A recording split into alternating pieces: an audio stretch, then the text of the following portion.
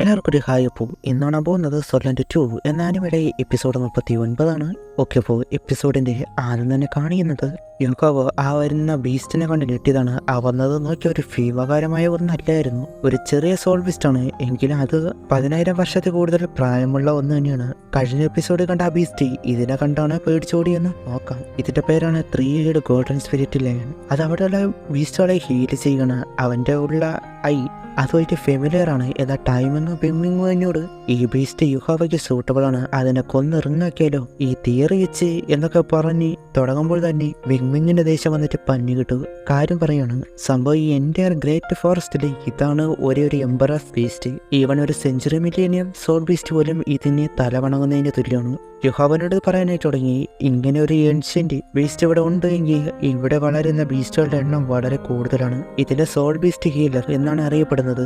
എല്ലാവരും ഇതിനെ കാണുന്നത് നല്ലതാണ് എന്നാണ് പറയുക. അങ്ങനെ കുറച്ച് കാര്യങ്ങൾ പെട്ടെന്നാണ് യുഹാവന്റെ ഔറ അത് സെൻസ് ചെയ്യുന്നത്. ലൈറ്റ് ആട്രിബ്യൂട്ട്സ് ആയിരുന്ന 3 പെട്ടെന്ന് ഫയറായി 2 ആട്രിബ്യൂട്ട്സ് കൊണ്ട് ഒളിച്ചെന്ന യുഹാവനെ കണ്ടുപിടിച്ച് അതാകട്ടെ ദേഷ്യത്തിൽ നിൽക്കുമ്പോൾ അവനൊന്നും ചെയ്യാൻ വന്നതല്ല. മുൻപ് വന്ന ബീസ്റ്റ് അങ്ങോട്ട് ഓടിപ്പോയി എന്നൊക്കെ പറയണം. അപ്പോഴാണ് നെക്രോമൻസർ 3ാമത്തെ ഐയിലൂടെ എന്തോന്ന് ചെയ്യുകയും യുഹാവനോട് ഈ 3 ഗോൾഡൻ ലൈൻ അവന്റെ വിധി എങ്ങനെയായിരുന്നു എന്നത് സെൻസ് ചെയ്യാൻ കഴിയും. ഞാൻ നിന്നെ 3ാമത്തെ കണ്ണ് ആണല്ലോ, അതിനെ എബിലിറ്റി കൊടുക്കണം, നീ പേടിക്കണ്ട, നിനക്കൊന്നും പറ്റില്ല എന്ന് പറഞ്ഞ് ചെയ്യുന്നു. അത് നോക്കാനായിട്ട് തുടങ്ങി. യുഹാവോന്റെ ഇത്രയും നാട് എങ്ങനെയായിരുന്നു എന്നത് ഈ ബീസ്റ്റ് അതൊരു ഇമ്പോർട്ടൻ്റ് ആയ ഒന്നാണ്. ഇതിനൊന്നും ഓർത്ത് ചെയ്യും. അത് കാണുമ്പോൾ ഹ്യൂമന്റെ ലൈഫ് ഇങ്ങനെയാണ് എന്നൊക്കെ വിചാരിക്കുകയാണ്.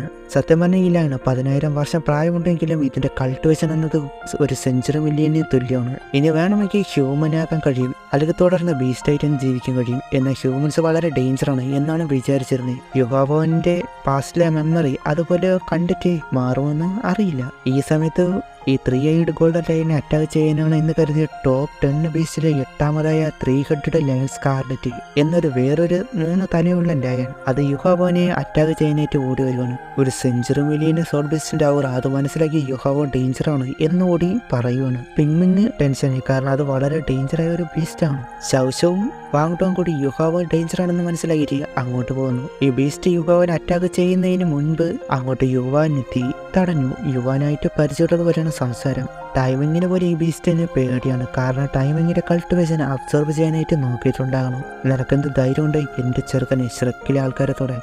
അതിനാൽ ലൈന് ഞാൻ നിന്നെ കൊണ്ട് നിന്നെ കണ്ട് പേടിച്ചു വന്നാണോ? അപ്പോൾ തന്നെ ഒരു ഫൈറ്റിനായിട്ട് സെറ്റായി നേരെ വന്ന് 2 പേര് തെറിച്ച് ബാക്കിലേക്ക് പോയി.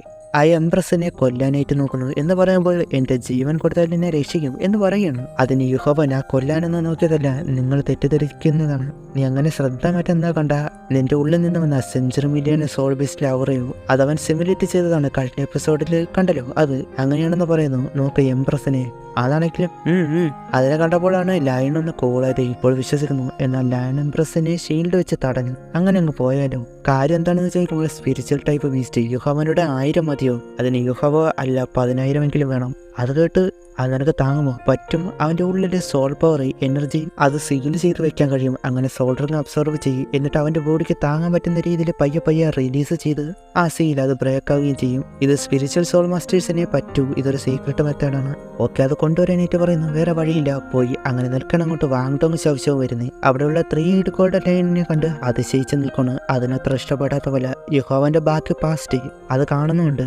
കാരണം ഈ ബീസ്റ്റിനെ ഹ്യൂമനാകണോ വേണ്ടേ എന്ന രീതിയിലാണ് ഉള്ളത്. അവസാനം ആ ബീസ്റ്റിനെ കൊണ്ടുവന്നു. അതുകൊണ്ട് യുവാൻ ഇതിന്റെ ക്വാളിറ്റി കുറവാണല്ലോ. അത് കേട്ട് ലൈൻ പിന്നെ കലിപ്പ്. അപ്പോഴാണ് പെട്ടെന്നൊരു ഒരു വോയിസോ വേറൊരു ഹ്യൂമൻസ് എന്ത് ധൈര്യമുണ്ട് എന്നൊക്കെ പറഞ്ഞ ഒരു വോയിസ്. ടൈമിങ് മുൻപ് സ്റ്റാർ ഫോറസ്റ്റിൽ ഉണ്ടായിരുന്നപ്പോൾ കേട്ടിട്ടുണ്ട്. അന്ന് പറഞ്ഞ അടിയിൽ മോസ്റ്റ് ടെറിഫിക് ആയ ഒരു ബീസ്റ്റ് അതിതാകണം. ഇതിന്റെ പേരാണ് ഡീറ്റിയാൻ, അല്ലെങ്കിൽ golden aid black dragon king. അതുപോലെ ഇന്ത്യൻ ഡുളുവ കോണ്ടിനെന്റിലെ തന്നെ നമ്പർ 1 സ്ട്രോങ്ങസ്റ്റ് ബീസ്റ്റാണ് ഡീറ്റിയാൻ. ടൈമിങ്ങിൽ അത്ര കൾട്ടിവേഷൻ ഇല്ലെങ്കിൽ കൂടി സ്ട്രോങ്ങസ്റ്റിന്റെ കാര്യത്തിൽ നമ്പർ 1 ലീഡർ കൂടിയാണ്.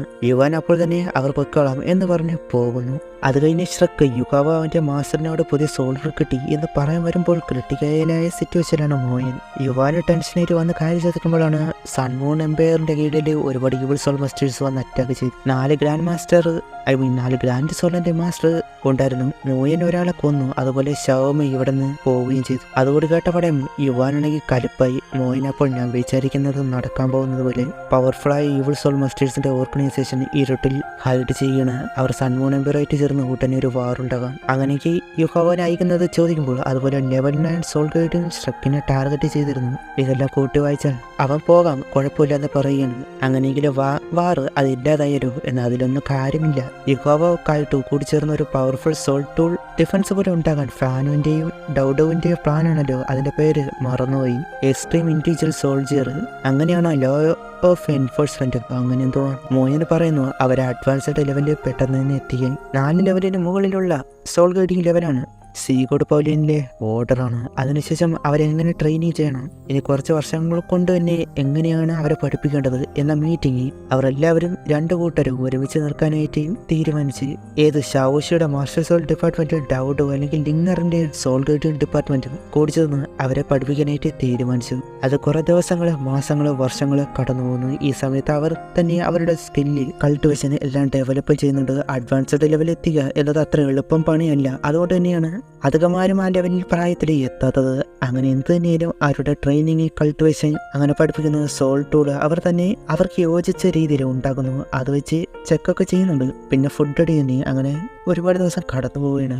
അവർ തമ്മിൽ ചേർന്ന് ടീമായിട്ട് ഓരോ ബീസ്റ്റുകളെ അറ്റാക്ക് ചെയ്യുന്നുണ്ട്. അതുപോലെ അവരെ വെച്ച് തന്നെ ഒരുപാട് പേര് അറ്റാക്ക് ചെയ്യുമ്പോൾ അതങ്ങനെ ഡിഫൻസ് ചെയ്യുന്നു എന്നൊക്കെ കാണിക്കുന്നുണ്ട്. മെയിനായിട്ട് അവരുടെ പുതിയതായിട്ടുണ്ടാക്കിയ സോൾ ഗൈഡിങ് അതിൻ്റെ ഓരോരോ സ്കില്ലുകൾ ഞാൻ ഒരേ കാര്യങ്ങൾ തന്നെ റിപ്പീറ്റ് ആയിട്ട് പറയുന്നത് പോലെ അതിൻ്റെതായ പോരാകും. അതുകൊണ്ട് തന്നെ ഇവിടെ വെച്ച് നിർത്തുന്നു. പിന്നെ 3ാമത്തെ മാർഷൽ സോളായ കണ്ണ് അത് വെച്ച് അവരുടെ സോള് അതിനെ ട്രിഗർ പോലെ ചെയ്യുന്നതും കാണാം. അങ്ങനെ 2 വർഷം കടന്നു. ഈ യുഹാവ് 5 ലെവലിൽ സോൾ ഗൈഡിങ് എത്തി. അതിൻ്റെ ബാഡ്ജും കിട്ടി. അതുപോലെ 40 ലെവലുമായി. കായിട്ടും സോൾ കിങ്ങുമായി ലെവൽ 6 ആയി. അപ്പോഴാണ് വാങ്ഡോങ് വരുന്നത്. വാങ്ഡോങ്ങിന്റെ മുടി വളർന്നത് പോലെ ലെവൽ 45 ആയി. ശൗശവും ഒരുപാട് വളർന്നു, സൗണ്ട് ഒഴിച്ച്. അങ്ങനെ ഷ്രിക്ക് 7 ടീംസ് അവർ അവിടെ വന്നു. അവർ ഇനി അവരുടെ പവർ കാണിക്കാനുള്ള ടൈമായി. അപ്പോഴാണ് ഒരു ബെല്ലടിക്കുന്നത്. അങ്ങോട്ട് ശൗശ വന്നിട്ട് മോൻ നിങ്ങളെ വിളിച്ചു എന്ന് നിരാശയോടെ പറയുകയാണ്. അപ്പോൾ അവിടെ വെച്ച് ഈ ഒരു എപ്പിസോഡ് അവസാനിക്കുന്നു. അടുത്ത എപ്പിസോഡ് അടുത്ത സൺഡേ, തിങ്കളോ ചൊവ്വയോ. Okay, by.